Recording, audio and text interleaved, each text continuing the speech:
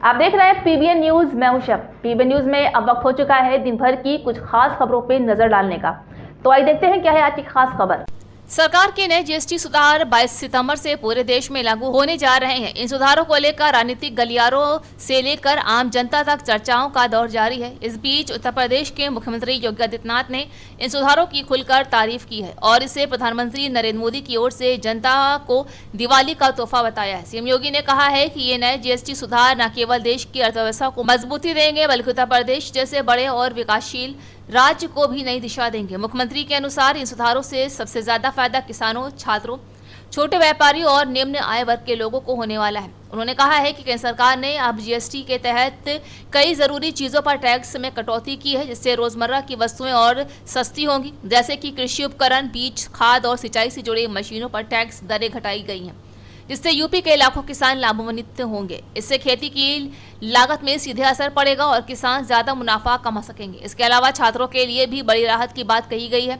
अब शैक्षिक सेवाओं और कुछ विशेष शिक्षा सामग्री पर जीएसटी में छूट दी गई है, जिससे यूपी के ग्रामीण और शहरी इलाकों में पढ़ाई का खर्च कम होगा। मुख्यमंत्री ने बताया है कि सुधार से प्रदेश के युवाओं को उच्च शिक्षा तक पहुंच आसान होगी, जिससे मानव संसाधन का बेहतर विकास संभव हो सकेगा। हिमाचल प्रदेश के एक पहाड़ी इलाके में बादल फटने के बाद तबाही का मंजर फैल गया। जबरदस्त बारिश और मलबे के सैलाब ने कई घरों को अपनी चपेट में ले लिया।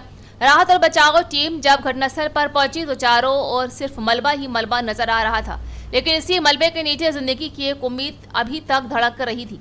जी हाँ, 16 घंटे लगातार मलबे के नीचे दबे रहने के बाद एक शख्स को जिंदा बाहर निकाला गया, जहां एनडीआरएफ और एसडीआरएफ की टीमों ने बिना थके रेस्क्यू ऑपरेशन जारी रखा। हर मिनट के साथ उम्मीदें टूटती दिख रही थी, लेकिन अचानक मलबे के भीतर से हलचल का संकेत मिला, जहां टीमों ने उसे जगह पर खुदाई तेज कर दी और कुछ ही देर में एक शख्स की हल्की सांसें और उसकी आंखों की हलचल ने सबको चौंका दिया। चारों तरफ सन्नाटा था और फिर जैसे ही उसे बाहर निकाला गया, वहां मौजूद हर किसी ने राहत की सांस ली। डॉक्टरों की टीम ने तत्काल प्राथमिक इलाज शुरू कर दिया।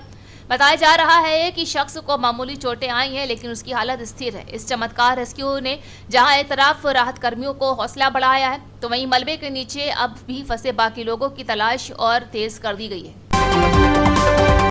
रूस के सुदूर पूर्वी इलाके काम चटका प्रायद्वीप में आज सुबह एक भीषण भूकंप ने पूरे क्षेत्र को हिलाकर रख दिया। रिएक्टर स्केल पर भूकंप की तीव्रता 7.2 मापी गई, जिससे इलाके में दहशत का माहौल बन गया है। स्थानीय समय अनुसार भूकंप सुबह के समय आया, जब अधिकांश लोग अपने घरों में थे।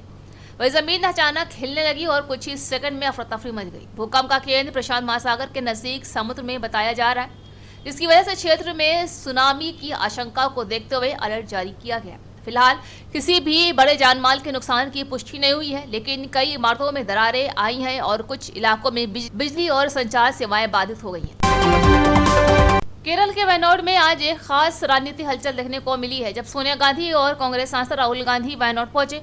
जैसे ही दोनों नेता वायनाड की धरती पर उतरे, वहां मौजूद कांग्रेस कार्यकर्ताओं और स्थानीय जनता ने उनका जोरदार स्वागत किया। फूलों की मालाएं, पारंपरिक वेशभूषा और नारों की गूंज ने पूरे माहौल को उत्सव में बदल दिया। वहीं राहुल गांधी के संसदीय क्षेत्र वायनाड में ये दौरा कई मायनों में अहम माना जा रहा है, जहां सोनिया गांधी के साथ राहुल गांधी का ये संयुक्त दौरा संकेत देता है कि पार्टी 2026 की विधानसभा चुनाव और आने वाले स्थानीय चुनावों को लेकर अभी से सक्रिय हो गई है। हजारों की संख्या में लोग सड़कों पर उतर आए। जगह जगह पर होर्डिंग्स, पोस्टर और स्वागत द्वार लगाए गए थे, जहाँ स्थानीय नेताओं ने भी अपने भाषणों में राहुल गांधी और सोनिया गांधी के दौरे को जनता के साथ रिश्तों को मजबूत करने का कदम बताया है। तो ये थी आज दिन भर की खास खबर। ताजा खबरों की अपडेट के लिए जुड़े रहिए हमारे साथ पीबीएन न्यूज पर।